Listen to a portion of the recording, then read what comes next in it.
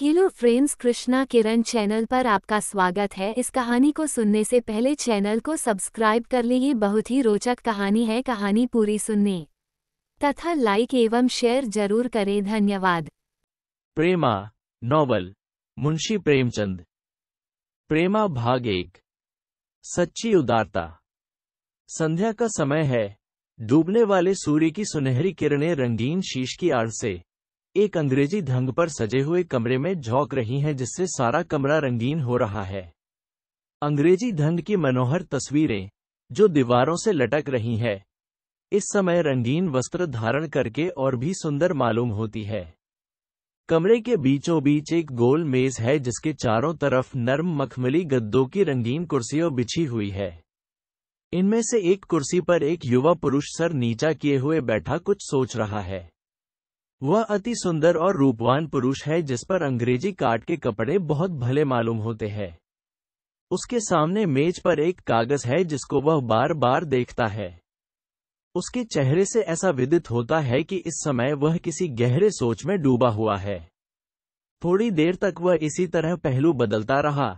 फिर वह एकाएक उठा और कमरे से बाहर निकलकर बरामदे में टहलने लगा, जिसमें मनोहर फूलों और पत्तों के गमले सजाकर धरे हुए थे।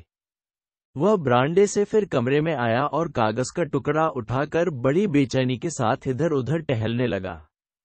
समय बहुत सुहावना था। माली फूलों की क्यारियों में पानी दे रहा था। एक तरफ साइज घोड़े को टहला रहा था। समय और स्थान दोनों ही बहुत रमणीक थे, परंतु वह अपने विचार में ऐसा लवलीन हो रहा था कि उसे इन बातों की बिल्कुल सुधि न थी। हाँ, उसकी गर्दन आप ही आप हिलाती थी और हाथ भी आप ही आप इशारे करते थे, जैसे वह किसी से बातें कर रहा हो। इसी बीच में एक बाइसिकल फाटक के अंदर आती हुई दिखाई दी और एक गोरा चिट्ठा आदमी कोट पतलून पहने, ऐनक लगाए, सिगार पीता, जूते चरमर करता उतर पड़ा और बोला, गुड इवनिंग अमृत राय। अमृत राय ने चौंक कर सर उठाया और बोले, ओ, आप हैं मिस्टर दाननाथ, आइए बैठिए। आप आज जलसे में न दिखाई दिए। दाननाथ, कैसा जलसा? मुझे तो इसकी खबर भी नहीं। अमृत राय आश्चर्य से, आपको खबर ही नहीं? आज आगरा के लाला धनुषधारी लाल ने बहुत अच्छा व्याख्यान दिया और विरोधियों के दांत खट्टे कर दिए। दाननाथ, ईश्वर जानता है मुझे जरा भी खबर न थी, नहीं तो मैं अवश्य आता। मुझे तो लाला साहब के व्याख्यानों के सुनने का बहुत दिनों से शौक है। मेरा अभाग्य था कि ऐसा अच्छा समय हाथ से निकल गया। किस बात पर व्याख्यान था? अमृत राय, जाति की उन्नति के सिवा दूसरी कौन सी बात हो सकती थी? लाला साहब ने अपना जीवन इसी काम के हेतु अर्पण कर दिया है। आज ऐसा सच्चा देशभक्त और निष्कास जाति सेवक इस देश में नहीं है। यह दूसरी बात है कि कोई उनके सिद्धांतों को माने या न माने, मगर उनके व्याख्यानों में ऐसा जादू होता है कि लोग आप ही आप खींचे चले आते हैं। मैंने लाला साहब के व्याख्यानों के सुनने का आनंद कई बार प्राप्त किया है, मगर आज की स्पीच में तो बात ही और थी। ऐसा जान पड़ता है कि उनकी जबान में जादू भरा है। शब्द वही होते हैं जो हम रोज काम में लाया करते हैं। विचार भी वही होते हैं जिनकी हमारे यहाँ प्रतिदिन चर्चा रहती है, मगर उनके बोलने का ढंग कुछ ऐसा अपूर्व है कि दिलों को लुभा लेता है। दाननाथ को ऐसी उत्तम स्पीच को न सुनने का अत्यंत शौक हुआ। बोले, यार, मैं जन्म का अभागा हूं, क्या अब फिर कोई व्याख्यान न होगा?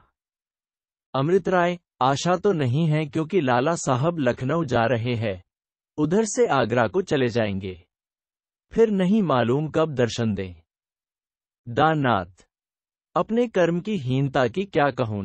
आपने उस स्पीच की कोई नकल की हो तो जरा दीजिए, उसी को देखकर जी को धारस दून। इस पर अमृत राय ने वही कागज का टुकड़ा जिसको वे बार बार पढ़ रहे थे दाननाथ के हाथ में रख दिया और बोले, स्पीच के बीच बीच में जो बातें मुझको सवार हो जाती है तो आगा पीछा कुछ नहीं सोचते।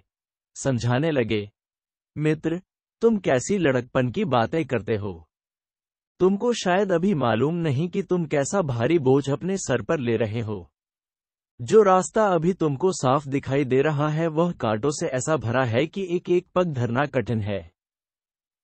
अमृत राय, अब तो जो होना हो सो हो।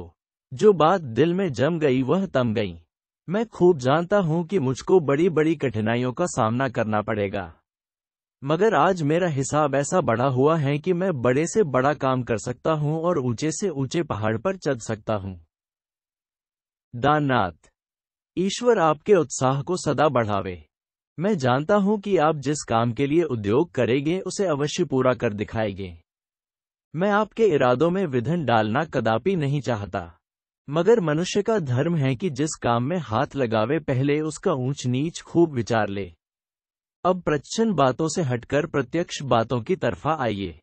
आप जानते हैं कि इस शहर के लोग सब के सब पुरानी लकीर के फकीर है। मुझे भय है कि सामाजिक सुधार का बीज यहाँ कदापि फल फूल न सकेगा। और फिर आपका सहायक भी कोई नजर नहीं आता। अकेले आप क्या बना लेंगे? शायद आपके दोस्त भी इस जोखिम के काम में आपका हाथ न बटा सके। चाहे आपको बुरा लगे, मगर मैं ये जरूर कहूंगा कि अकेले आप कुछ भी न कर सकेंगे। अमृत राय ने अपने परम मित्र की बातों को सुनकर सा उठाया और बड़ी गंभीरता से बोले, दाननाथ, ये तुमको क्या हो गया है? क्या मैं तुम्हारे मुंह से ऐसी बोधेपन की बातें सुन रहा हूं? तुम कहते हो अकेले क्या बना लोगे? अकेले आदमियों की कारगुजारियों से मेरे विचारों को पहले से जानते हो। आज की स्पीच ने उनको और भी मजबूत कर दिया है। आज से मेरी प्रतिज्ञा है कि मैं अपने को जाति पर न्यौछावर कर दूंगा। तन, मन, धन सब अपनी गिरी हुई जाति की उन्नति के निमित्त अर्पण कर दूंगा। अब तक मेरे विचार मुझ ही तक थे, पर अब वे प्रत्यक्ष होंगे। अब तक मेरा हृदय दुर्बल था, मगर आज इसमें कई दिलों का बल आ गया है। मैं खूब जानता हूं कि मैं कोई उच्च पदवी नहीं रखता हूं। मेरी जायदाद भी कुछ अधिक नहीं है, मगर मैं अपनी सारी जमा जथा अपने देश के उद्धार के लिए लगा दूंगा। अब इस प्रतिज्ञा से कोई मुझको डिगा नहीं सकता। जोश से ऐ थककर बैठी हुई कौम, ले तेरी दुर्दशा पर आंसू बहाने वालों में एक दुखियारा और बढ़ा। इस बात का न्याय करना कि तुझको इस दुखियारे से कोई लाभ हागा या नहीं, समय पर छोड़ता हूं। ये कहकर अमृत राय जमीन की ओर देखने लगे। दाननाथ, जो उनके बचपन के साथी थे और उनके स्वभाव से भली भांति परिचित थे कि जब उनको कोई धुन मालूम हुआ, बोले, अच्छा, मैंने मान लिया कि अकेले लोगों ने बड़े बड़े काम किए हैं और आप भी अपनी जाति का कुछ न कुछ भला कर लेंगे, मगर ये तो सोचिए कि आप उन लोगों को कितना दुख पहुंचाएंगे जिनका आपसे कोई नाता है। प्रेमा से बहुत जल्द आपका विवाह होने वाला है। आप जानते हैं कि उसके माँ बाप परले सिरे के कट्टर हिंदू है। जब उनको आपकी अंग्रेजी पोशाक और खाने पीने पर शिकायत है तो बतलाइए, जब आप सामाजिक सुधार पर कमर बांधेंगे तब उनका क्या हाल होगा। शायद आपको प्रेमा से हाथ धोना पड़े। दाननाथ का यह इशारा कलेजे में चुभ गया। 2-3 मिनट तक वह सन्नाटे में जमीन की तरफ ताकते रहे। जब सर उठाया तो आंखें लाल थी और उनमें आंसू डबडबाए थे। बोले, मित्र, कौम की भलाई करना साधारण काम नहीं है। यद्यपि पहले मैंने इस विषय पर ध्यान न दिया था, फिर भी मेरा दिल इस वक्त ऐसा मजबूत हो रहा है कि जाति के लिए हर एक दुख भोगने को मैं कटिबद्ध हूं। इसमें संदेह नहीं कि प्रेमा से मुझको बहुत ही प्रेम था। मैं उस पर जान देता था और अगर कोई समय ऐसा आता कि मुझको उसका पति बनने का आनंद मिलता तो मैं साबित करता कि प्रेम इसको कहते हैं। मगर अब प्रेमा की मोहनी मूरत मुझ पर अपना जादू नहीं चला सकती। जो देश और जाति के नाम पर बिक गया उसके दिल में कोई दूसरी चीज जगह नहीं पा सकती। देखिए, यह वह फोटो है जो अब तक बराबर मेरे सीने से लगा रहता था। आज इससे भी अलग होता हूं। ये कहते कहते तस्वीर जेब से निकली और उसके पुर्जे पुर्जे कर डाले। प्रेमा को जब मालूम होगा कि अमृत राय अब जाति पर जान देने लगा, उसके दिन में अब किसी नवयौवना की जगह नहीं रही, तो वह मुझे क्षमा कर देगी। दाननाथ ने अपने दोस्त के हाथों से तस्वीर छीन लेना चाही, मगर न पा सके। बोले, अमृत राय, बड़े शोक की बात है कि तुमने उस सुंदरी की तस्वीर की यह दशा की जिसकी तुम खूब जानते हो कि तुम पर मोहित है। तुम कैसे निठुर हो। यह वही सुंदरी है जिससे शादी करने का तुम्हारे वैकुंठवासी पिता ने आग्रह किया था और तुमने खुद भी कई बार बात हारी। क्या तुम नहीं जानते कि विवाह का समय अब बहुत निकट आ गया है? ऐसे वक्त में तुम्हारा इस तरह मुंह मोड़ लेना उस बेचारी के लिए बहुत ही शोकदायक होगा। इन बातों को सुनकर अमृत राय का चेहरा बहुत मलिन हो गया। शायद वे इस तरह तस्वीर के फाड़ देने का कुछ पछतावा करने लगे, मगर जिस बात पर अड़ गए थे उस पर अड़े ही रहे। इन्हीं बातों में सूर्य अस्त हो गया, अंधेरा छा गया। दाननाथ उठ खड़े हुए, अपनी बाइसिकल संभाली और चलते चलते ये कहा, मिस्टर राय, खूब सोच लो, अभी कुछ नहीं बिगड़ा है। आओ आज तुमको गंगा की सैर करा लाए। मैंने एक बजरा किराए पर ले रखा है, उस पर चौदहवीं रात में बड़ी बहार रहेगी। अमृत राय, इस समय आप मुझको क्षमा कीजिए, फिर मिलूंगा। दाननाथ तो ये बातचीत करके अपने मकान को रवाना हुए और अमृत राय उसी अंधेरे में बड़ी देर तक चुपचाप खड़े रहे। वह नहीं मालूम क्या सोच रहे थे। जब अंधेरा अधिक हुआ तो वह जमीन पर बैठ गए। उन्होंने उस तस्वीर के पुर्जे सब एक एक करके चुन लिए, उनको बड़े प्यार से सीने में लगा लिया और कुछ सोचते हुए कमरे में चले गए। बाबू अमृत राय शहर के प्रतिष्ठित रईसों में समझे जाते थे। वकालत का पेशा कई पुश्तों से चला आता था। खुद भी वकालत पास कर चुके थे, और यद्यपि वकालत अभी तक चमकी न थी, मगर बाप दादे ने नाम ऐसा कमाया था कि शहर के बड़े बड़े रईस भी उनका दाब मानते थे। अंग्रेजी कॉलेज में इनकी शिक्षा हुई थी और यह अंग्रेजी सभ्यता के प्रेमी थे। जब तक बाप जीते थे तब तक कोट पतलून पहनते तनिक डरते थे, मगर उनका देहांत होते ही खुल पड़े। ठीक नदी के समीप एक सुंदर स्थान पर कोठी बनवाई, उसको बहुत कुछ खर्च करके अंग्रेजी रीति पर सजाया, और अब उसी में रहते थे। ईश्वर की कृपा से किसी चीज की कमी न थी। धन द्रव्य, गाड़ी घोड़े सभी मौजूद थे। अमृत राय को किताबों से बहुत प्रेम था। मुमकिन न था कि नई किताब प्रकाशित हो और उनके पास न आवे। उत्तम कलाओं से भी उनकी तबीयत को बहुत लगाव था। गान विद्या पर तो वे पास कर चुके थे, मगर अभी वह विवाह नहीं हुआ था। उन्होंने ठान लिया था कि जब वह वकालत खूब न चलने लगेगी तब तक विवाह न करूंगा। उस शहर के रईस लाला बद्री प्रसाद साहब उनको कई साल से अपनी इकलौती लड़की प्रेमा के वास्ते चुन बैठे थे। प्रेमा अति सुंदर लड़की थी और पढ़ने लिखने, सीने पिरोने में निपुण थी। अमृत राय के इशारे से उसको थोड़ी सही अंग्रेजी भी पढ़ा दी गई थी, जिसने उसके स्वभाव में थोड़ी सी स्वतंत्रता पैदा कर दी थी। मुंशी जी ने बहुत कहने सुनने से दोनों प्रेमियों को चिट्ठी पत्री लिखने की आज्ञा दे दी थी, और शायद आपस में तस्वीरों की भी अदला बदली हो गई थी। बाबू दाननाथ अमृत राय के बचपन के साथियों में से थे। कॉलेज में भी दोनों का साथ रहा, वकालत भी साथ पास की, और दो मित्रों में जैसी सच्ची प्रीति हो सकती है वह उनमें थी। कोई बात ऐसी न थी जो एक दूसरे के लिए उठा रखे। दाननाथ ने एक बार प्रेमा को महताबी पर खड़े देख लिया था। उसी वक्त से वह दिल में प्रेमा की पूजा किया करता था, मगर यह बात कभी उसकी जबान पर नहीं आई। वह दिल ही दिल में घुटकर रह जाता।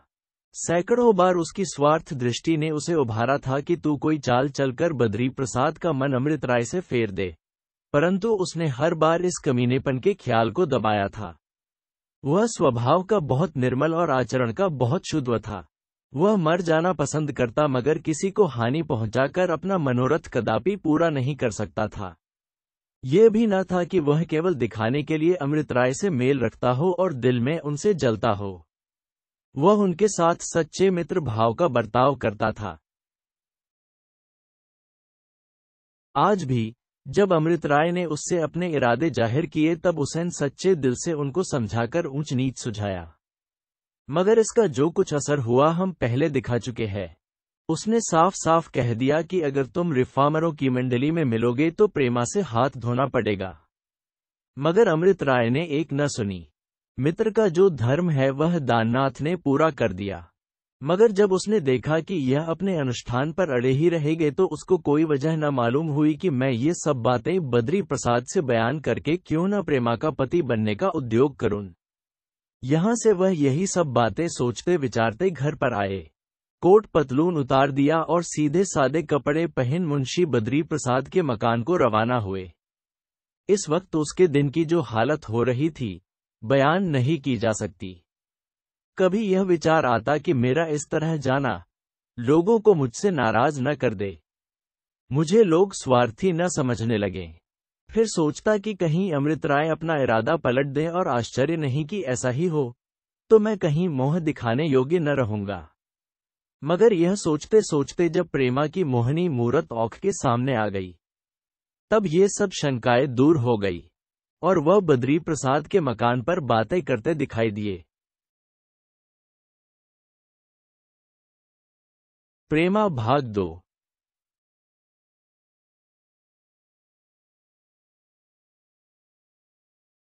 जलन बुरी बला है। लाला बद्री प्रसाद अमृत राय के बाप के दोस्तों में थे और अगर उनसे अधिक प्रतिष्ठित न थे तो बहुत हेठे भी न थे।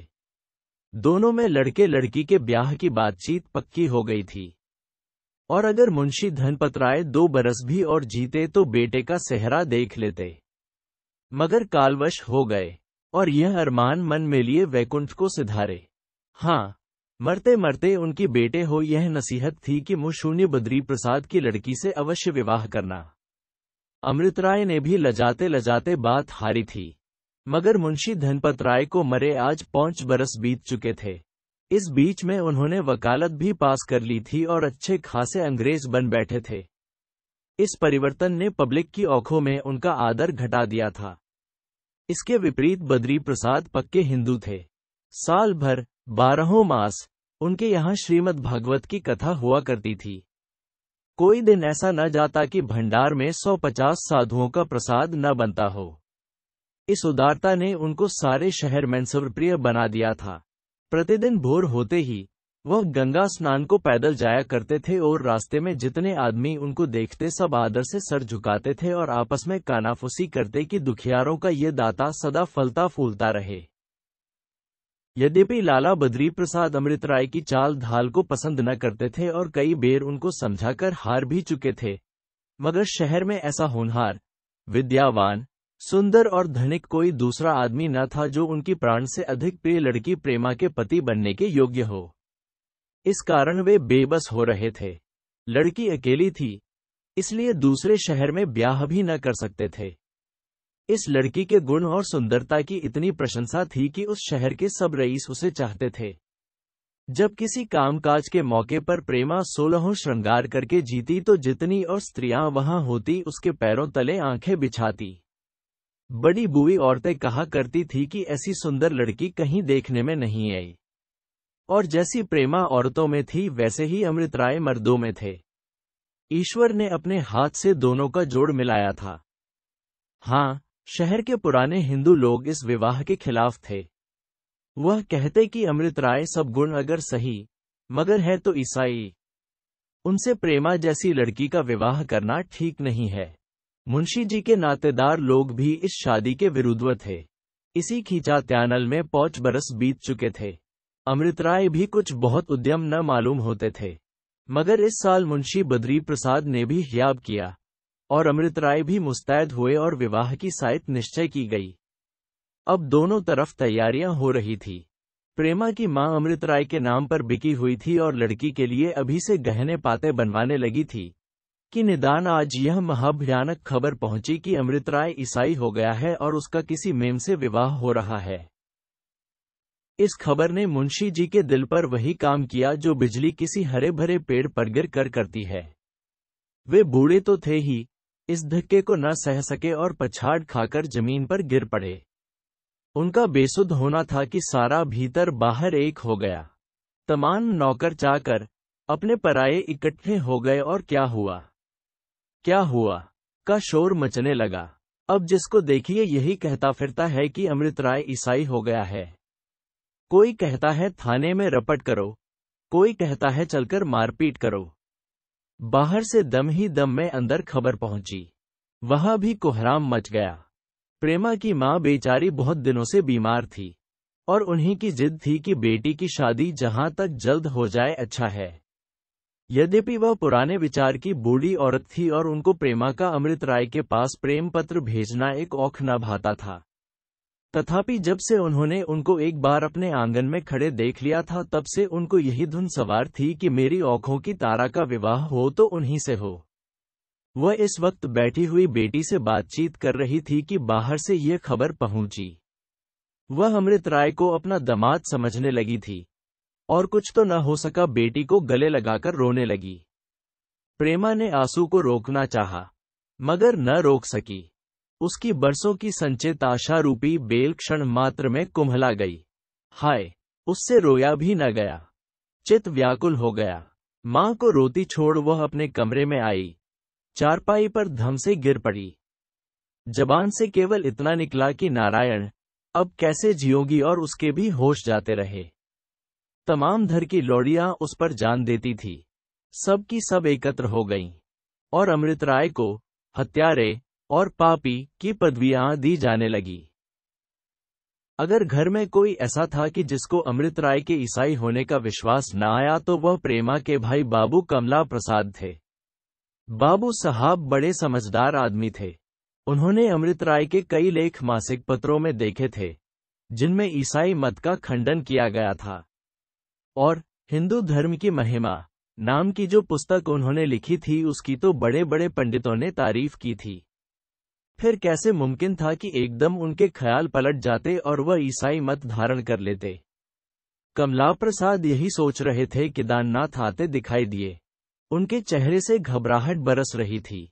कमला प्रसाद ने उनको बड़े आदर से बैठाया और पूछने लगे, यार, ये खबर कहाँ से उड़ी?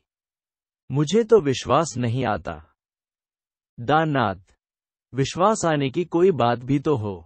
अमृत राय का ईसाई होना असंभव है। हाँ, वह रिफॉर्म मंडली में जा मिले है। मुझसे भूल हो गई कि यही बात तुमसे न कही। कमला प्रसाद, तो क्या तुमने लाला जी से ये कह दिया?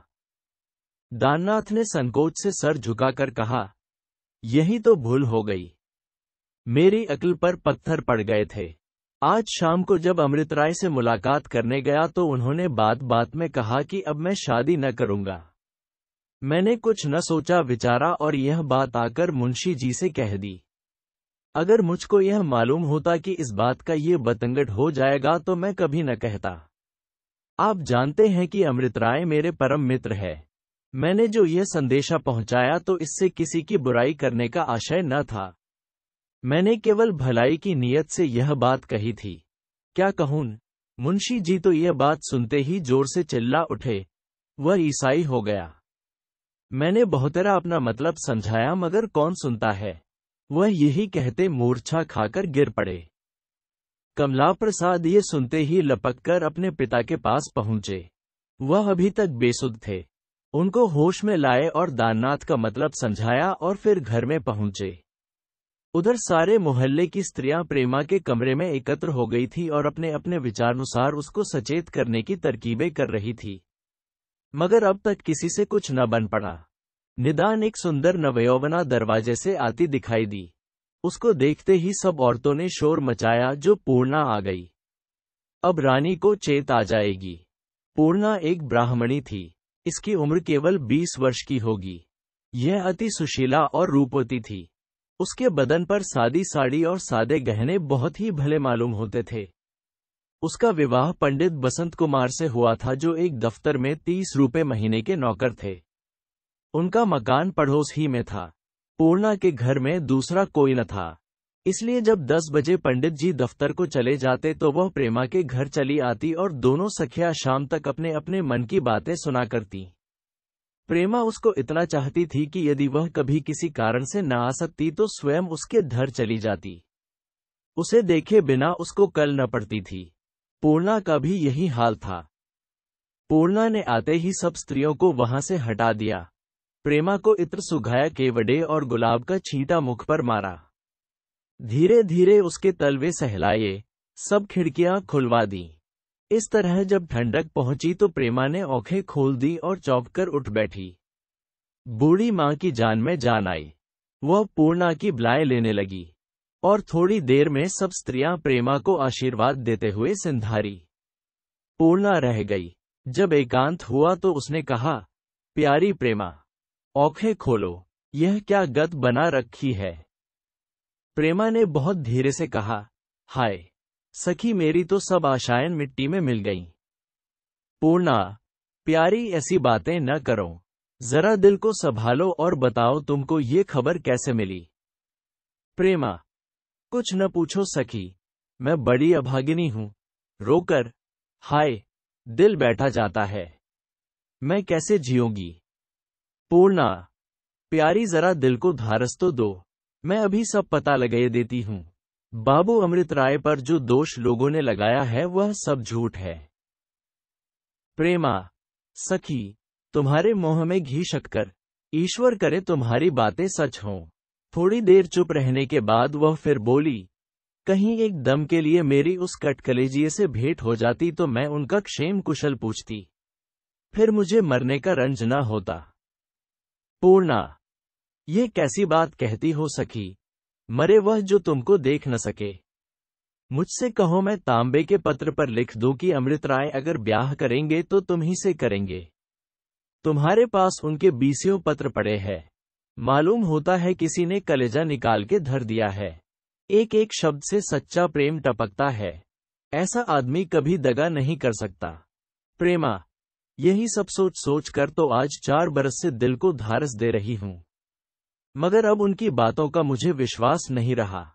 तुम ही बताओ, मैं कैसे जानूं कि उनको मुझसे प्रेम है।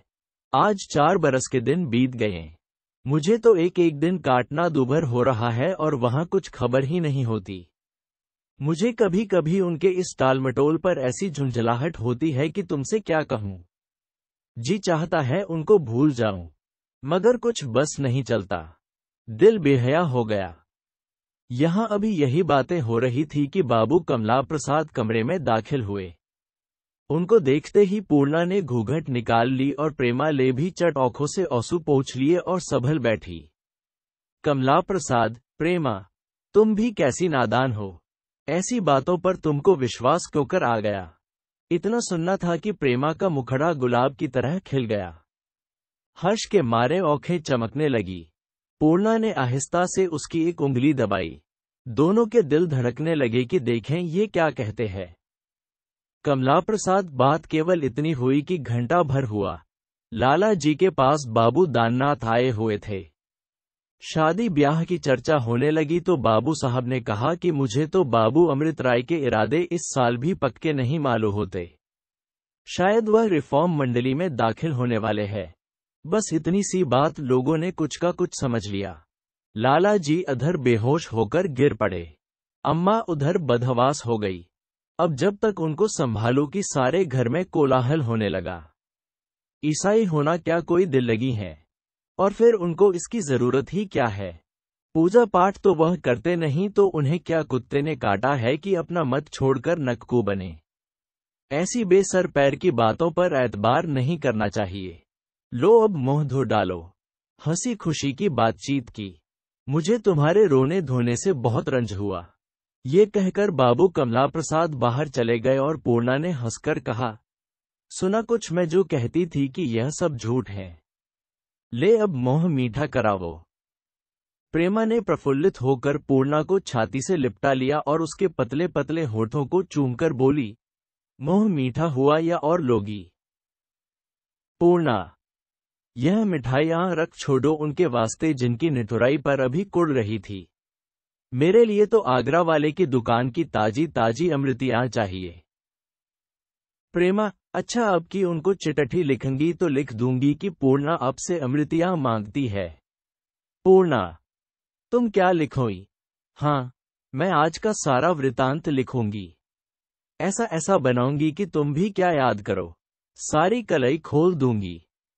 प्रेमा, लजाकर, अच्छा रहने दीजिए ये सब दिल लगी। सच मानो पूर्णा, अगर आज की कोई बात तुमने लिखी तो फिर मैं तुमसे कभी न बोलूंगी। पूर्णा, बोलो या न बोलो, मगर मैं लिखूंगी जरूर। इसके लिए तो उनसे जो चाहूंगी ले लूंगी। बस इतना ही लिख दूंगी कि प्रेमा को अब बहुत न तरसाइए। प्रेमा, बात काट कर, अच्छा लिखिएगा तो देखोगी। पंडित जी से कहकर वह दुर्गत कराओं की सारी शरारत भूल जाओ। मालूम होता है उन्होंने तुम्हें बहुत सर चढ़ा रखा है। अभी दोनों सखियां जी भरकर खुश न होने पाई थी कि उनको रंज पहुंचाने का फिर सामान हो गया। प्रेमा की भावज अपनी नंद से हरदम जला करती थी, अपने सास ससुर से, यहाँ तक कि पति से भी क्रुद्ध रहती कि प्रेमा में ऐसे कौन से चौद लगे कि सारा घराना उन पर निछावर होने को तैयार रहता है। उनका आदर सब क्यों करते हैं, मेरी बात तक कोई नहीं पूछता। मैं उनसे किसी बात में कम नहीं हूं। गोरेपन में, सुंदरता में, श्रृंगार में मेरा नंबर उनसे बराबर बढ़ा चढ़ा रहता है। हाँ, वह पढ़ी लिखी है, मैं बॉय इस गुण को नहीं जानती। उन्हें तो मर्दों में मिलना है, नौकरी चाकरी करना है। मुझ बेचारी के भाग में तो घर का काम काज करना ही बदा है। ऐसी निर्लज लड़की, अभी शादी नहीं हुई, मगर प्रेम पत्र आते जाते हैं, तस्वीरें भेजी जाती है। अभी 8-9 दिन होते हैं कि फूलों के गहने आए हैं। औखों का पानी मर गया है और ऐस कुलवंती पर सारा कुनबा जान देता है। प्रेमा उनके ताने और उनकी बोली ठोलियों को हंसी में उड़ा दिया करती और अपने भाई के खातिर भावज को खुश रखने की फिक्र में रहती थी, मगर भाभी का मोह उससे हरदम फूला रहता। आज उन्होंने जो ही सुना कि अमृत राय ईसाई हो गए हैं तो मारे खुशी के फूली नहीं समाई। मुस्कुराते, मचलते, मटकते प्रेमा के कमरे में पहुंची और बनावट की हंसी हंसकर बोली, क्यों रानी, आज तो बात खुल गई। प्रेमा ने ये सुनकर लाज से सर झुका लिया, मगर पूर्णा बोली, सारा भां फूट गया। ऐसी भी क्या कोई लड़की मर्दों पर फिसले। प्रेमा ने लजाते हुए जवाब दिया, जाओ, तुम लोगों की बला से मुझसे मत उलझो। भाभी, नहीं नहीं, दिल लगी की बात नहीं। मर्द सदा के कटकलेजी होते हैं, उनके दिल में प्रेम होता ही नहीं। उनका जरा सा सर धमके तो हम खाना पीना त्याग देती है, मगर हम मर ही क्यों न जाया उनको जरा भी परवाह नहीं होती। सच है, मर्द का कलेजा काट का। पूर्णा, भाभी, तुम बहुत ठीक कहती हो, मर्दों का कलेजा सचमुच काट का होता है। अब मेरे ही यहाँ देखो, महीने में कम से कम 10-12 दिन उस मुये साहब के साथ दौरे पर रहते हैं। मैं तो अकेली सुनसान घर में पड़े पड़े कराहा करती हूँ, वहाँ कुछ खबर ही नहीं होती। पूछती हूँ तो कहते हैं, रोना गाना औरतों का काम है। हम रोनिए गाए तो संसार का काम कैसे चले। भाभी, और क्या जानो, संसार अकेले मर्दों ही के थामे तो थमा है। मेरा बस चले तो इनकी तरफ औंख उठाकर भी न देखूं। अब आज ही देखो, बाबू अमृत राय का करतब खुला तो रानी ने अपनी कैसी गत बना डाली। मुस्कराकर, इनके प्रेम का तो ये हाल है और वहां 4 वर्ष से हिला हवाला करते चले आते हैं। रानी, नाराज न होना, तुम्हारे खत पर जाते हैं, मगर सुनती हूँ वहां से विरले ही किसी खत का जवाब आता है। ऐसे निमोहियों से कोई क्या प्रेम करे। मेरा तो ऐसों से जी जलता है। क्या किसी को अपनी लड़की भारी पड़ी है कि कुएं में डाल दें। भला से कोई बड़ा मालदार है, बड़ा सुंदर है, बड़ी ऊंची पदवी पर है, मगर जब हमसे प्रेम ही न करे तो क्या हम उसकी धन दौलत को लेकर चाटे। संसार में एक से एक लाल पड़े हैं, और प्रेमा जैसी दुल्हन के वास्ते दुल्हों का काल। प्रेमा को ये बातें बहुत बुरी मालूम हुई, मगर मारे संकोच के कुछ बोल न सकी। हाँ, पूर्णा ने जवाब दिया, नहीं भाभी, तुम बाबू अमृत राय पर अन्याय कर रही हो। उनको प्रेमा से सच्चा प्रेम है, उनमें और दूसरे मर्दों में बड़ा भेद है। भाभी, पूर्ण अब मोह न खुलवाओ। प्रेम नहीं पत्थर करते हैं। माना कि वे बड़े विद्या वाले हैं और छुटपने में ब्याह करना पसंद नहीं करते, मगर अब तो दोनों में कोई भी कमसिन नहीं है। अब क्या बुए होकर ब्याह करेंगे। मैं तो बात सच कहूंगी, उनकी ब्याह करने की चेष्टा ही नहीं है। टाल मटोल से काम निकालना चाहते हैं। यही ब्याह के लक्षण है कि प्रेमा ने जो तस्वीर भेजी थी वह टुकड़े टुकड़े करके पैरों तले कुचल डाली। मैं तो ऐसे आदमी का मोह भी न देखूं। प्रेमा ने अपनी भावज को मुस्कुराते हुए आते देखकर ही समझ लिया था कि कुशल नहीं है। जब यह मुस्कुराती है तो अवश्य कोई न कोई आग लगाती है। वह उनकी बातचीत का ढंग देखकर सहमी जाती थी कि देखे यह क्या सुनावनी सुनाती है। भाभी की यह बात तीर की तरह कलेजे के पार हो गई। हक्का बक्का होकर उसकी तरफ ताकने लगी, मगर पूर्णा को विश्वास न आया। बोली, यह क्या अनर्थ करती हो भाभी? भैया अभी आए थे, उन्होंने इसकी कुछ भी चर्चा नहीं की। मैं तो जानती हूं कि पहली बात की तरह ये भी झूठी है। यह असंभव है कि वह अपनी प्रेमा की तस्वीर की ऐसी दुर्गत करे। भाभी, तुम्हारे न पतियाने को मैं क्या करूं? मगर यह बात तुम्हारे भैया खुद मुझसे कह रहे थे। और फिर इसमें बात ही कौन सी है? आज ही तस्वीर मंगा भेजो, देखो क्या जवाब देते हैं। अगर यह बात झूठी होगी तो अवश्य तस्वीर भेज देंगे, या कम से कम इतना तो कहेंगे कि यह बात झूठी है। अब पूर्णा को भी कोई जवाब न सूझा। वह चुप हो गई। प्रेमा कुछ न बोली। उसकी आंखों से आंसुओं की धारा बह निकली। भावच का चेहरा नंद की इस दशा पर खिल गया। वह अत्यंत हर्षित होकर अपने कमरे में आई, दर्पण में मुंह देखा और आप ही आप मग्न होकर बोली, ये घाव अब कुछ दिनों में भरेगा।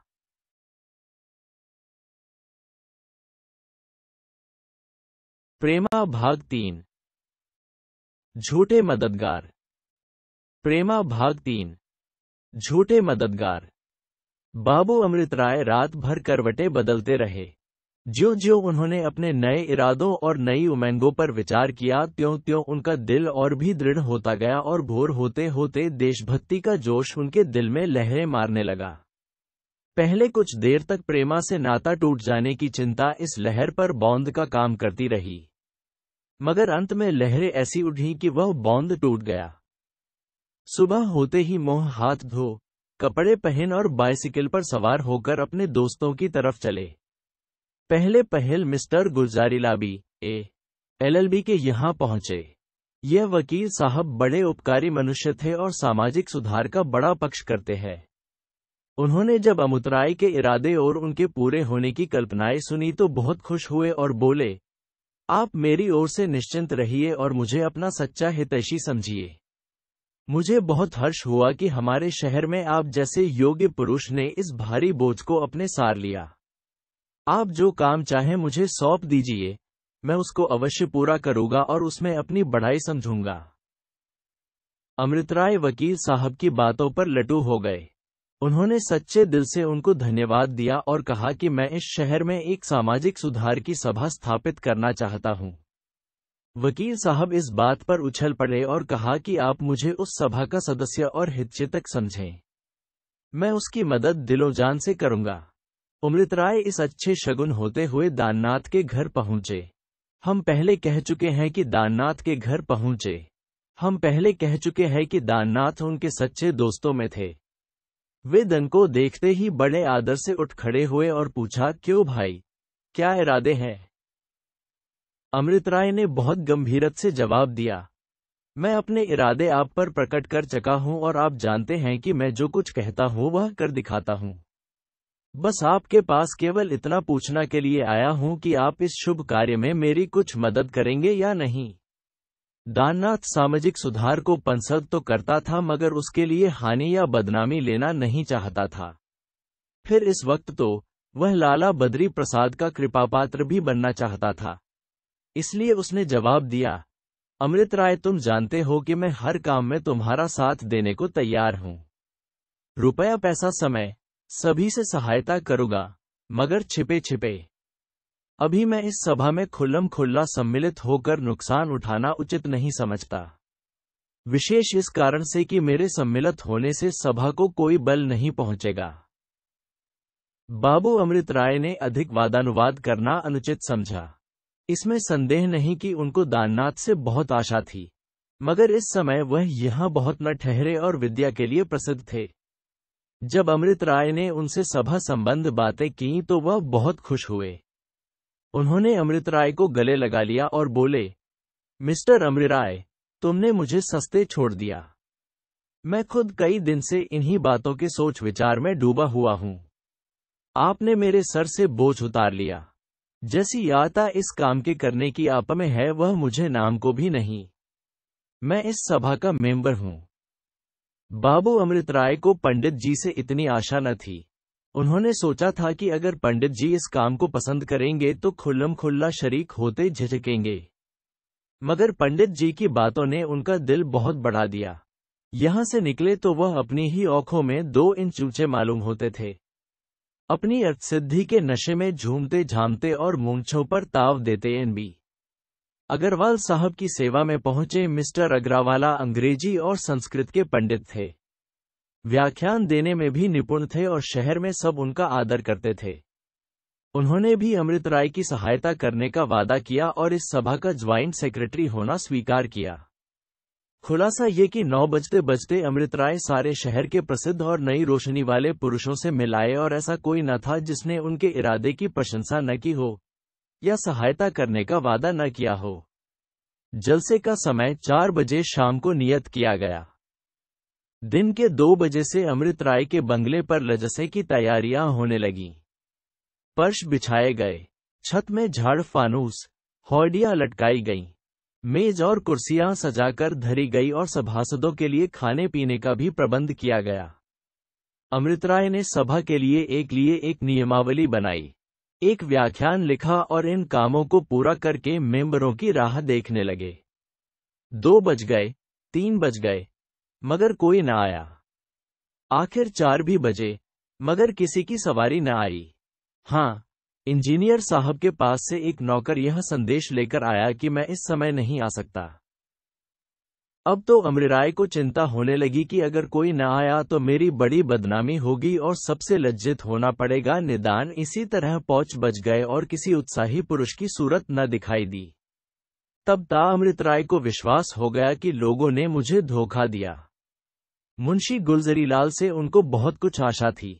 अपना आदमी उनके पास दौड़ाया, मगर उसने लौटकर बयान किया कि वह घर पर नहीं है, पोलो खेलने चले गए। इस समय तक 6 बजे और जब अभी तक कोई आदमी न पधारा तो अमृत राय का मन बहुत मलिन हो गया। ये बेचारे अभी नौजवान आदमी थे और यद्यपि बात के धनी और धुन के पूरे थे, मगर अभी तक झूठे देशभक्तों और बने हुए उद्योगियों का उनको अनुभव न हुआ था। उन्हें बहुत दुख हुआ। मन मारे हुए चारपाई पर लेट गए और सोचने लगे कि अब मैं कहीं मोह दिखाने योग्य नहीं रहा। मैं इन लोगों को ऐसा कटिल और कपटी नहीं समझता था। अगर न आना था तो मुझसे साफ साफ कह दिया होता। अब कल तमाम शहर में ये बात फैल जाएगी कि अमृत राय रईसों के घर दौड़ते थे, मगर कोई उनके दरवाजे पर बात पूछने को भी न गया। जब ऐसा सहायक मिलेंगे तो मेरे किए क्या हो सकेगा। इन्हीं ख्यालों ने थोड़ी देर के लिए उनके उत्साह को भी ठंडा कर दिया। मगर इसी समय उनको लाला धनुषधारी लाल की उत्साहवर्धक बातें याद आईं। वही शब्द उन्होंने लोगों के हौसले बंधिया थे। उनके कानों में गूंजने लगे, मित्रों, अगर जाति की उन्नति चाहते हो तो उस पर सर्वस्व अर्पण कर दो। इन शब्दों ने उनके बैठते हुए दिल पर अंकुश का काम किया। चौंक कर उठ बैठे, सिगार जला लिया और बाग की क्यारियों में टहले लगे। चौदनी छिटकी हुई थी, हवा के झोंके धीरे धीरे आ रहे थे। सुंदर फूलों के पौधे मंद मंद लहरा रहे थे। उनकी सुगंध चारों ओर फैली हुई थी। अमृत राय हरी हरी दूब पर बैठ गए और सोचने लगे। मगर समय ऐसा सुहावना था और ऐसा आनंददायक सन्नाटा छाया हुआ था कि चंचल चित्त प्रेमा की ओर जा पहुंचा। जेब से तस्वीर के पुर्जे निकाल लिए और चौदनी रात में उसी बड़ी देर तक गौर से देखते रहे। मन कहता था, ओ अभागे अमृत राय, तू क्यों जिएगा, जिसकी मूरत 8 पहर तेरे सामने रहती थी, जिसके साथ आनंद भोगने के लिए तू इतने दिनों विरहागिन में जला, उसके बिना तेरी जान कैसी रहेगी। तू तो वैराग्य लिए है, क्या उसको भी वैरागिन बनाएगा। हत्यारे, उसको तुझे सच्चा प्रेम है, क्या तू देखता नहीं कि उसके पत्र प्रेम में डूबे हुए रहते हैं। अमृत राय अब भी भला है, अभी कुछ नहीं बिगड़ा। इन बातों को छोड़ो, अपने ऊपर तरस खाओ, अपने अरमानों के मिट्टी में न मिलाओ। संसार में तुम्हारे जैसे बहुत से उत्साही पुरुष पड़े हुए हैं। तुम्हारा होना न होना दोनों बराबर है। लाला बद्री प्रसाद मोह खोले बैठे हैं। शादी कर लो और प्रेमा के साथ प्रेम करो। बेचैन होकर, हाँ मैं भी कैसा पागल हूँ। भला इस तस्वीर ने मेरा क्या बिगाड़ा था जो मैंने इसे फाड़ा डाला। हे ईश्वर, प्रेमा अभी यह बात न जानती हो। अभी इसी उधेड़बुन में पड़े हुए थे कि हाथों में एक खत लाकर दिया। घबराकर पूछा, किसका खत है? नौकर ने जवाब दिया, लाला बद्री प्रसाद का आदमी लाया है। अमृतराय ने कौपते हुए हाथों से पत्री ली और पढ़ने लगे। उसमें लिखा था, बाबू अमृतराय, आशीर्वाद। हमने सुना है कि अब आप सनातन धर्म को त्याग करके ईसाइयों की उस मंडली में जो मिले हैं जिसको लोग भूल से सामाजिक सुधार सभा कहते हैं। इसलिए अब हम अति शोक के साथ कहते हैं कि हम आपसे कोई नाता नहीं कर सकते। आपका शुभचिंतक बद्री प्रसाद। इस चिट्ठी को अमृतराय ने कई बार पढ़ा और उनके दिल में अग खींचातानी होने लगी। आत्मस्वार्थ कहता था कि इस सुंदरी को अवश्य ब्याहों और जीवन के सुख उठाइयो। देशभक्ति कहती थी, जो इरादा किया है उस पर अड़े रहो। अपना स्वार्थ तो सभी चाहते हैं, तुम दूसरों का स्वार्थ करो। इस अनित्य जीवन को व्यतीत करने का इससे अच्छा कोई ढंग नहीं है। कोई 15 मिनट तक ये लड़ाई होती रही। इसका निर्णय केवल 2 अक्षर लिखने पर था। देशभक्त ने आत्मस्वार्थ को परास्त कर दिया था। आखिर वहां से उठकर कमरे में गए और कई पत्र कागज खबर करने के बाद ये पत्र लिखा। महाशय प्रणाम। कृपा पत्र आया, पढ़कर बहुत दुख हुआ। आपने मेरी बहुत दिनों की बंधी हुई आशा तोड़ दी। खैर, जैसा आप उचित समझे वैसा करें। मैंने जब से होश संभाला तब से मैं बराबर सामाजिक सुधार का पक्ष कर सकता हूं। मुझे विश्वास है कि हमारे देश की उन्नति का इसके सिवाय और कोई उपाय नहीं है। आप जिसको सनातन धर्म समझे हुए बैठे हैं, वह अविद्या और असभ्यता का प्रत्यक्ष स्वरूप है। आपका कृपाकांक्षी अमृतराय।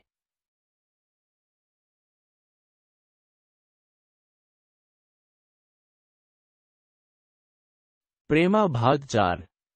जवानी की मौत। समय हवा की तरह उड़ता चला जाता है। 1 महीना गुजर गया। जाड़े का कूच हुआ और गर्मी की लैंडोरी होली आ पहुंची। इस बीच में अमृतराय ने 2-3 जलसे किए और यद्यपि सभासद 10 से ज्यादा कभी न हुए मगर उन्होंने हियाव न छोड़ा। उन्होंने प्रतिज्ञा कर ली थी कि चाहे कोई आवे या न आवे, मगर नियत समय पर जलसा जरूर किया करूंगा। इसके उपरांत उन्होंने देहातों में जा जाकर सरल सरल भाषाओं में व्याख्यान देना शुरू किया और समाचार पत्रों में सामाजिक सुधार पर अच्छे अच्छे लेख भी लिखे। इनको तो इसके सिवाय कोई काम न था। उधर बेचारी प्रेमा का हाल बहुत बेहाल हो रहा था। जिस दिन उसे उनकी आखिरी चिट्ठी पहुंची थी उसी दिन से उसकी रोगियों की सी दशा हो रही थी। हर घड़ी रोने से काम था। बेचारी पूर्ण सिरहाने बैठे समझाया करती, मगर प्रेमा को जरा भी चैन न आता। वह बहुधा पड़े पड़े अमृतराय की तस्वीर को घंटों चुपचाप देखा करती। कभी कभी जब बहुत व्याकुल हो जाती तो उसके जी में आता कि मैं भी उनकी तस्वीर की वही गत करूं जो उन्होंने मेरी तस्वीर की है। मगर फिर तुरंत ये ख्याल पलट खा जाता। वह उस तस्वीर को आंखों से लेती, उसको चूमती और उसे छाती से चिपका लेती। रात में अकेले चारपाई पर पड़े पड़े आप ही आप प्रेम और मोहब्बत की बातें किया करती। अमृतराय के कुल प्रेम पत्रों को उसने रंगीन कागज पर मोटे अक्षरों में नकल कर लिया था। जब जी बहुत बेचैन होता तो पूर्ण से उन्हें पढ़वाकर सुनती और रोती। भावच के पास तो वह पहले भी बहुत कम बैठती थी, मगर अब मां से भी कुछ खिंची रहती, क्योंकि वह बेटी की दशा देख देख कुड़ती और अमृतराय को इसका कारण समझकर कोसती। प्रेमा से यह कठोर वचन न सुने जाते। वह खुद अमृतराय का जिक्र बहुत कम करती। हाँ, अब पूर्णा या कोई और दूसरी सहेली उनकी बात चलाती तो उसको खूब कान लगाकर सुनाती। प्रेमा एक ही मास में गलकर कौटा हो गई। हाय, अब उसको अपने जीवन की कोई आशा न थी। घर के लोग उसकी दवा दारू में रुपया ठीकरी की तरह फूंक रहे थे मगर उसको कुछ फायदा न होता। कई बार लाला बद्री प्रसाद जी के जी में यह बात आई कि इसे अमृतराय ही से ब्याह दूं, मगर फिर भाई बहन के डर से हियाव न पड़ता। प्रेमा के साथ बेचारी पूर्णा भी रोगिणी बनी हुई थी। आखिर होली का दिन आया। शहर में चारों ओर अबीर और गुलाल उड़ने लगा। चारों तरफ से कबीर और बिरादरी वालों के यहाँ से जनानी सवारियां आना शुरू हुई और उसे उनकी खातिर से बनाव सिगार करना, अच्छे अच्छे कपड़ा पहनना, उनका आदर सम्मान करना और उनके साथ होली खेलना पड़ा। वह हंसने, बोलने और मन को दूसरी बातों में लगाने के लिए बहुत कोशिश करती रही, मगर कुछ बस न चला। रोज अकेले में बैठकर रोया करती थी, जिससे कुछ तस्कीन हो जाती, मगर आज शर्म के मारे रो भी न सकती थी। और दिन पूर्ण 10 बजे से शाम तक बैठी अपनी बातों से उसका दिल बहलाया करती थी, मगर आज वह भी सवेरे ही एक झलक दिखाकर अपने घर पर त्योहार मना रही थी। हाय पूर्णा को देखते ही वह उससे मिलने के लिए ऐसी झपटी जैसे कोई चिड़िया बहुत दिनों के बाद अपने पिंजरे से निकलकर भागो। दोनों सखियां गले मिल गईं। पूर्णा ने कोई चीज मौगी, शायद कुमकुमे होंगे। प्रेमा ने संदूक मंगाया, मगर इस संदूक को देखते ही उसकी आंखों में आंसू भर आए, क्योंकि यह अमृत राय ने पर साल होली के दिन उसके पास भेजा था।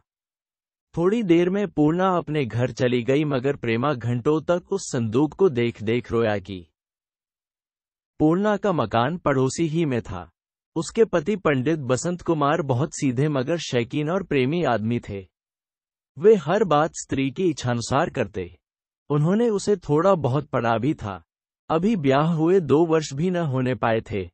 प्रेम की उमंगें दोनों ही दिलों में उमड़ हुई थी, और ज्यों ज्यों दिन बीतते थे त्यों त्यों उनकी मोहब्बत और भी गहरी होती जाती थी। पूर्णा हरदस पति की सेवा प्रसन्न रहती। जब वह 10 बजे दिन को दफ्तर जाने लगते तो वह उनके साथ साथ दरवाजे तक आती, और जब तक पंडित जी दिखाई देते वह दरवाजे पर खड़ी उनको देखा करती। शाम को जब उनके आने का समय आता तो वह फिर दरवाजे पर आकर राह देखने लगती, और ज्यों ही वह आ जाते उनकी छाती से लिपट जाती और अपनी भोली भाली बातों से उनकी दिन भर की थकन धो देती। पंडित जी की तनख्वाह 30 रुपये से अधिक न थी, मगर पूर्णा ऐसी किफायत से काम चलाती कि हर महीने में उसके पास कुछ न कुछ बच रहता था। पंडित जी बेचारे केवल इसलिए कि बीवी को अच्छे से अच्छे गहने और कपड़े पहनावें, घर पर भी काम किया करते।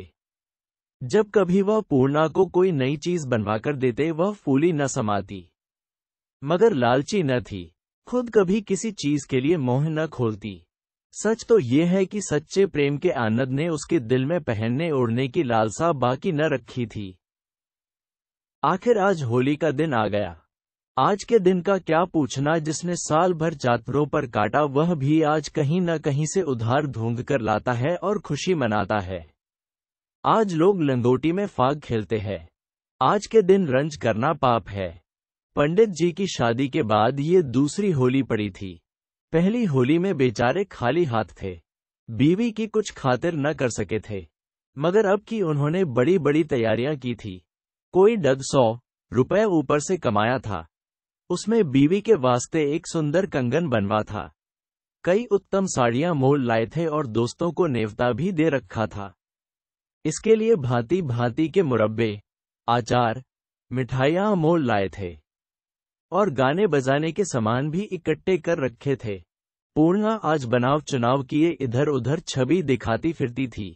उसका मुखड़ा कुंडा की तरह दमक रहा था। उसे आज अपने से सुंदर संसार में कोई दूसरी औरत न दिखाई देती थी। वह बार बार पति की ओर प्यार की निगाहों से देखती। पंडित जी भी उसके श्रृंगार और फबन पर आज ऐसी रीझे हुए थे कि बेर बेर घर में आते और उसको गले लगाते। कोई 10 बजे होंगे कि पंडित जी घर में आए और मुस्कुरा कर पूर्णा से बोले, प्यारी, आज तो जी चाहता है तुमको आंखों में बैठे लें। पूर्णा ने धीरे से एक ठोका देकर और रसीली निगाहों से देखकर कहा, वह देखो मैं तो वहां पहले ही से बैठी हूं। इस छवि ने पंडित जी को लुभा लिया। वह झट बीवी को गले से लगाकर प्यार करने। इन्हीं बातों में 10 बजे तो पूर्णा ने कहा, दिन बहुत आ गया है, जरा बैठ जाओ तो उपटन मल दूं। देर हो जाएगी तो खाने में अबेर सबेर होने से सर दर्द होने लगेगा।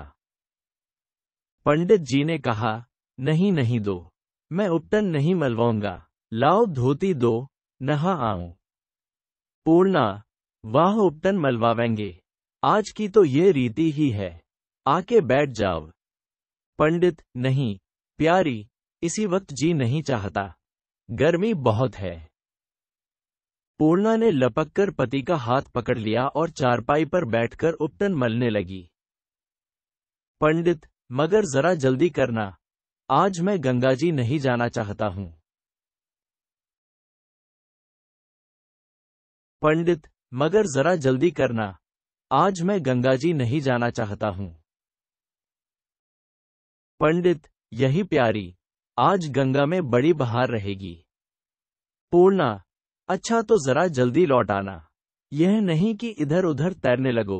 नहाते वक्त तुम बहुत दूर तक तैर जाया करते हो। थोड़ी देर में पंडित जी उपटन मलवा चुके और एक रेशमी धोती, साबुन, तौलिया और एक कमंडल हाथ में लेकर नहाने चले।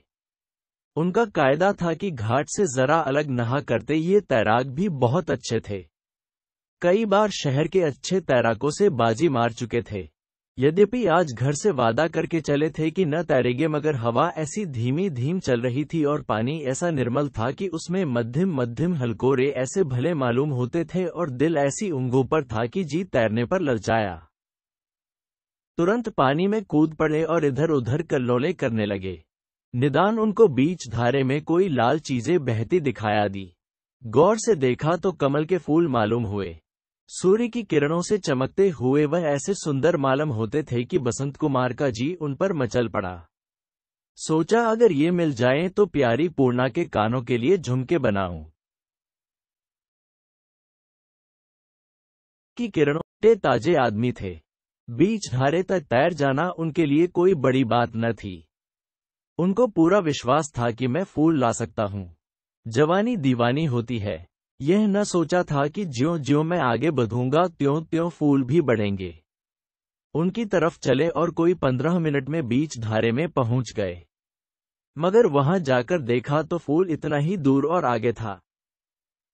अब कुछ थकान मालूम होने लगी थी, मगर बीच में कोई रेत ऐसा न था जिस पर बैठकर दम लेते। आगे बढ़ते ही गए, कभी हाथों से जोर मारते, कभी पैरों से जोर लगाते, फूलों तक पहुंचे। मगर उस वक्त तक हाथ पांव दोनों बोझल हो गए थे।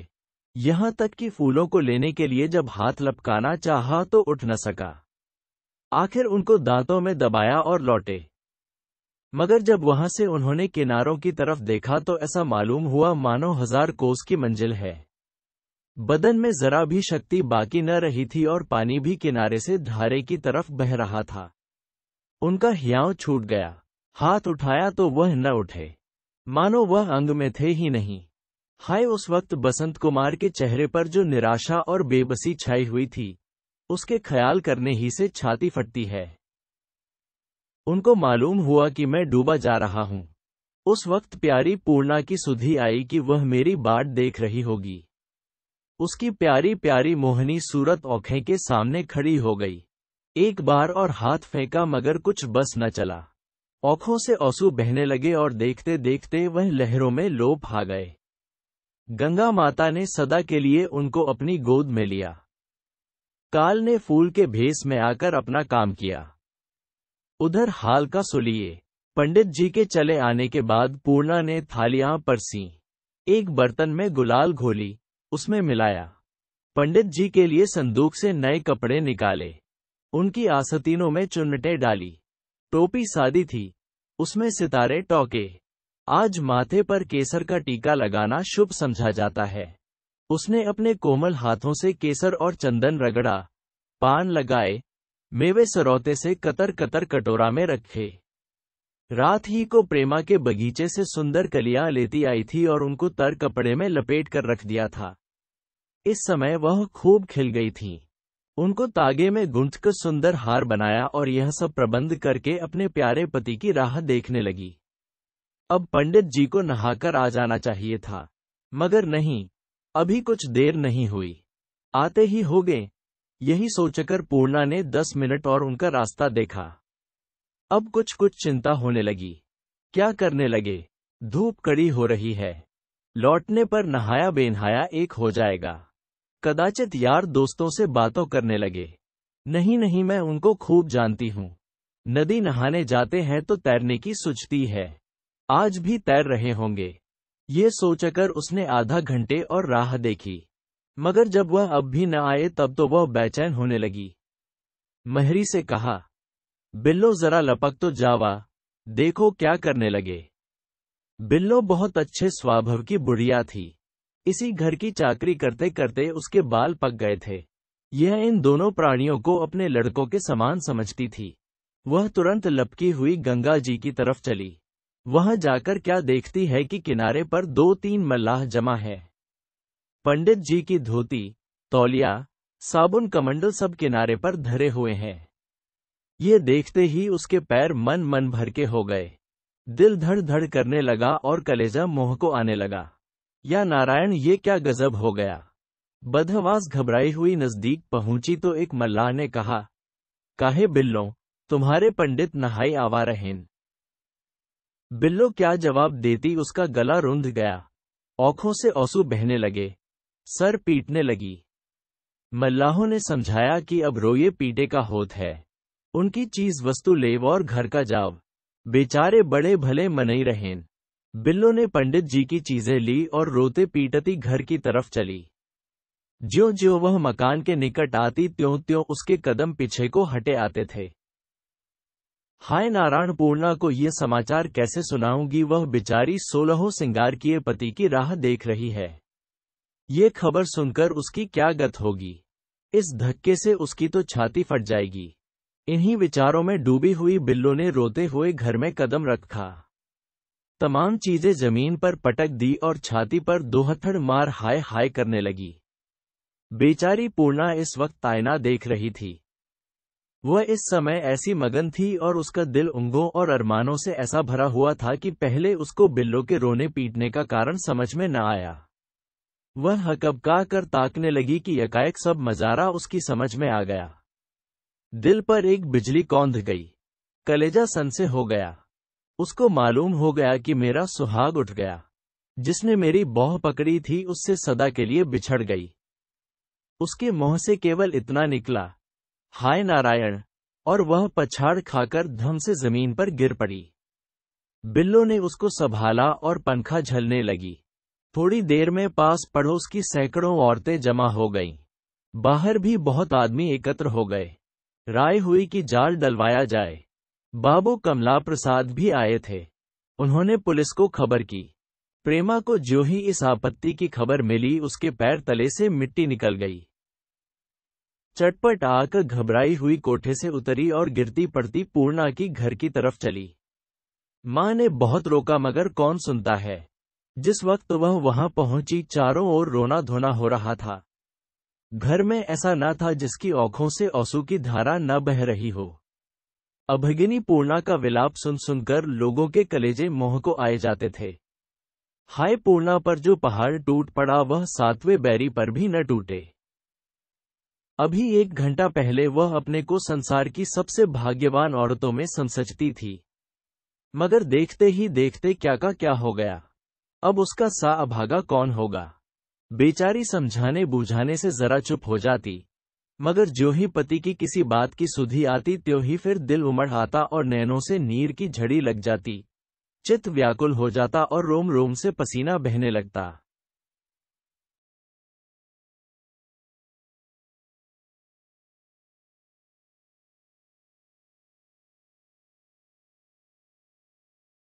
क्या 1-2 बात याद करने की थी।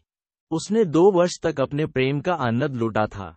उसकी एक एक बात, उसका हंसना, उसका प्यार की निगाहों से देखना उसको याद आता था। आज उसने चलते चलते कहा था, प्यारी पूर्णा, जी चाहता है तुझे आंखों में बिठा लूं। अफसोस है अब कौन प्यार करेगा। अब किसकी पुतलियों में बैठूंगी, कौन कलेजे में बैठाएगा। उस रेशमी धोती और तौलिया पर दृष्टि पड़ी तो जोर से चीख उठी और दोनों हाथों से छाती पीटने लगी। निदान प्रेमा को देखा तो झपट कर उठी और उसके गले से लिपट कर ऐसी फूट फूट कर रोई कि भीतर तो भीतर बाहर मुंशी बद्री प्रसाद, बाबू कमला प्रसाद और दूसरे लोग आंखों से रुमाल दिए बेअख्तियार रो रहे थे। बेचारी प्रेमा के लिए महीने से खाना पीना दुर्लभ हो रहा था। विरहनल में जलते जलते वह ऐसी दुर्बल हो गई थी कि उसके मुंह से रोने की आवाज तक न निकलती थी। हिचकियां बंधी हुई थी और आंखों से मोती के दाने टपक रहे थे। पहले वह समझती थी कि सारे संसार में मैं ही एक अभागिन हूं।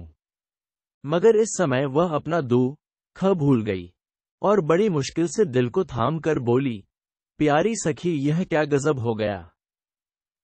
प्यारी सखी इसके जवाब में अपना माथा ठोका और आसमान की ओर देखा, मगर मुंह से कुछ न बोल सकी।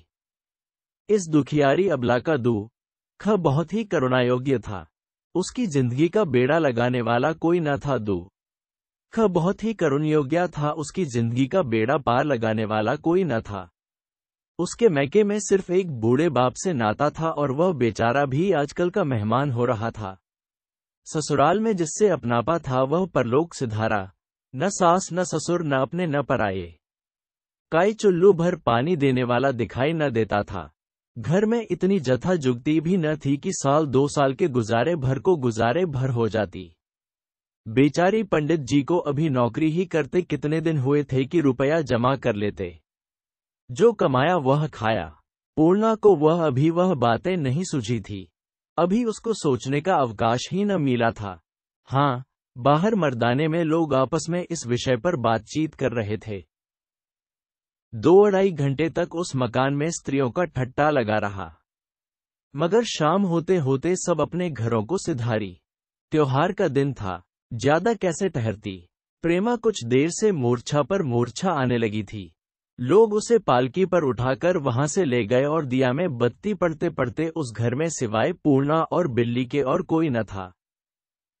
हाय, यही वक्त था कि पंडित जी दफ्तर से आया करते।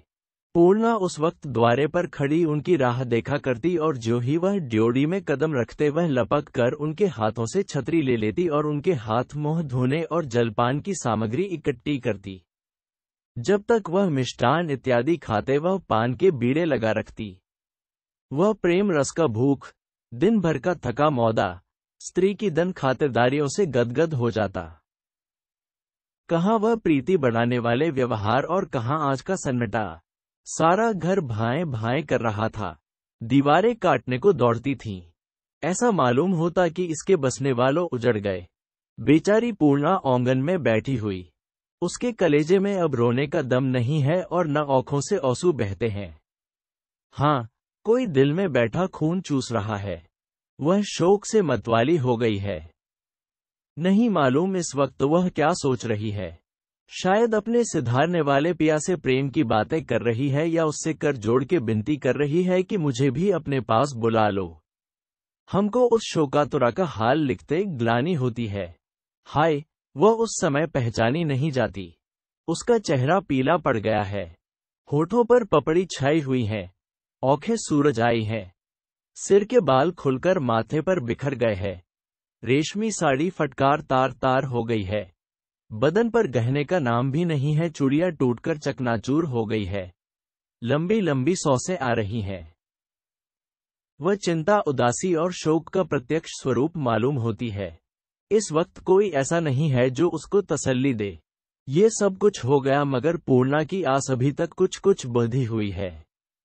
उसके कान दरवाजे की तरफ लगे हुए है कि कहीं कोई उनके जीवित निकल आने की खबर लाता हो। सच है, वियोगियों की आस टूट जाने पर भी बंधी रहती है। शाम होते होते इस शोकदायक घटना की खबर सारे शहर में गूंज उठी। जो सुनता सिर धुनता। बाबू अमृतराय हवा खाकर वापस आ रहे थे कि रास्ते में पुलिस के आदमियों को एक लाश के साथ जाते देखा। बहुत से आदमियों की भीड़ लगी हुई थी। पहले तो वह समझे कि कोई खून का मुकदमा होगा, मगर जब दरियाफ्त किया तो सब हाल मालूम हो गया। पंडित जी की अचानक मृत्यु पर उनको बहुत रोष हुआ। वह बसंत कुमार को भली भांति जानते थे। उन्हीं की सिफारिश से पंडित जी दफ्तर में वह जग मिली थी। बाबू साहब लाश के साथ साथ थाने पर पहुंचे। डॉक्टर पहले से ही आया हुआ था। जब उसकी जांच के निमित्त लाश खोली गई तो जितने लोग खड़े थे सबके रोंगेटे खड़े हो गए और कई आदमियों की आंखों से आंसू निकल आए। लाश फूल गई थी, मगर मुखड़ा ज्यों का त्यों था और कमल के सुंदर फूल होठों के बीच दांतों तले दबे हुए थे। हाय, यह वही फूल थे जिन्होंने काल बनकर उसको डसा था। जब लाश की जांच हो चुकी तब अमृतराय ने डॉक्टर साहब से लाश के जलाने की आज्ञा मांगी, जो उनको सहज ही में मिल गई। इसके बाद वह अपने मकान पर आए। कपड़े बदले और बाइसिकल पर सवार होकर पूर्णा के मकान पर पहुंचे। देखा तो चौतरफा सन्नाटा छाया हुआ है।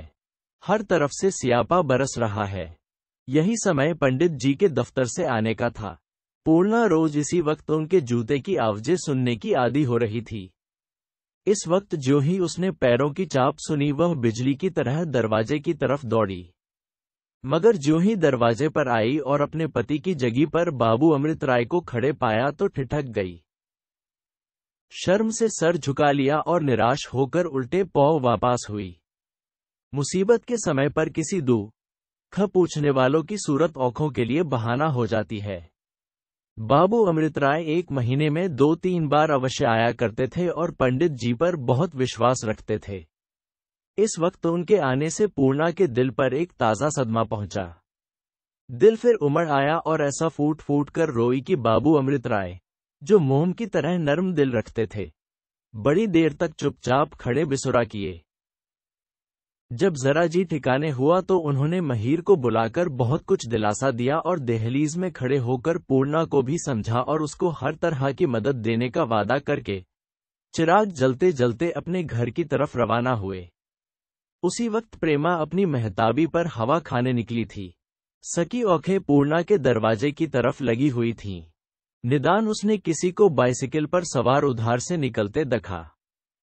गौर से देखा तो पहचान गई और चौंक कर बोली, अरे, ये तो अमृत राय है।